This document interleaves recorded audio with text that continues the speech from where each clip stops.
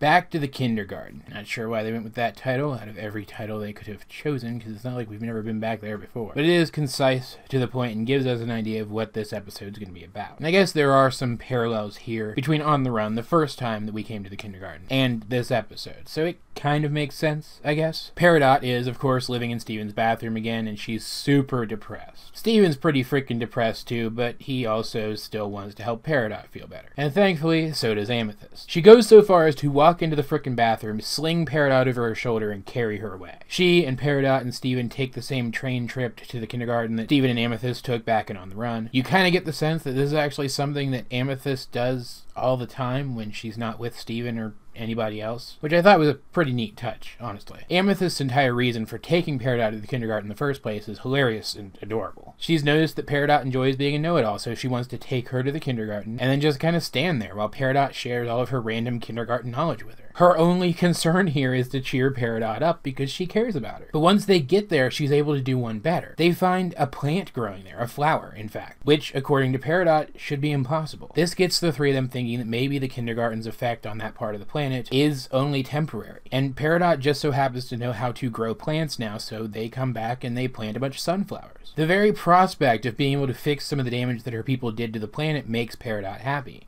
Spending time with her friends makes Peridot happy. And I'd go so far as to say that having a project to work on probably made her happy too. Distracting her from the loss of Lapis probably helped. They all get super excited by the prospect of being able to return life to this barren location, which is why it's so devastating when they return the next day and find all the sunflowers are dead. Peridot loses it. This failure just reminds her of her failure to convince Lapis to stay. She takes it out on the dead plants, and then she tries to take it out on the flower that they found first, only to discover that it's not actually a flower, it's more like the flower-shaped antenna on a corrupted gem. That's why it was able to survive there. It wasn't actually leeching off the ground, at least as far as we know. There is a possibility that the monster's presence there is what killed the sunflowers so fast, because they shouldn't have died in a single day. That's just kind of weird. But then again, Steven shouldn't have drifted so far from the moon as fast as he did back in Bubbled either, so it could just be the show taking artistic license. It's hard to tell. We get a brief appearance by Smoky Quartz as Steven and Amethyst team up to defeat the corrupted gem, and we see that Peridot has fallen back into her depressed state. But she is reassured that even if they can't bring life back to the kindergarten, at least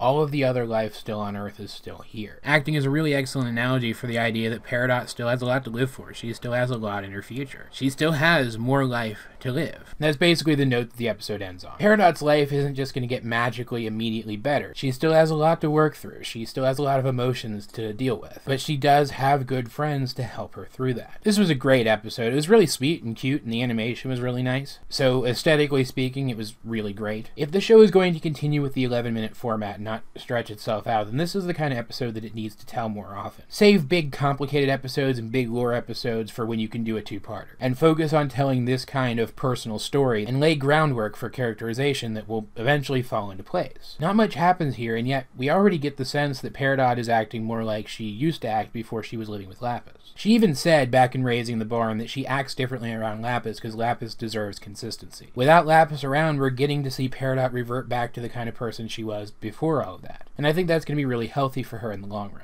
It's also really great to see her spending more time with Amethyst. Whether you subscribe to a romantic Amidot or not, seeing them together is always a lot of fun. This is the kind of Peridot episode that I was hoping we would get after she had her heel face turn and became a crystal gem. This is the kind of episode that sequestering her away at the barn with Lapis made it much more difficult to tell. And I'm hoping that having her living at the house with Steven again means that we're going to get more episodes like this. It's a shame that Lapis couldn't stick around and this still happened, but I'm still confident that they'll bring Lapis back and give her more development too, and if they have to develop them one at a time, that's fine, do it. This episode also did a really good job of kind of visualizing how difficult it can be to come out of depression. Even if you're not clinically depressed, even if you feel depressed because of something that happened to you, it can be easy to banish that for a while, but it always comes back. All you can really do is keep moving forward and do your best not to let it ruin your life, and thankfully that's what Peridot seems to be doing with the help of her friends. This wasn't my favorite episode of this bomb. I liked a different episode better for purely personal reasons, but it was probably technically the best episode. It managed to say so much by doing so little, and I think it's always been episodes like that which have really shown what this show can do.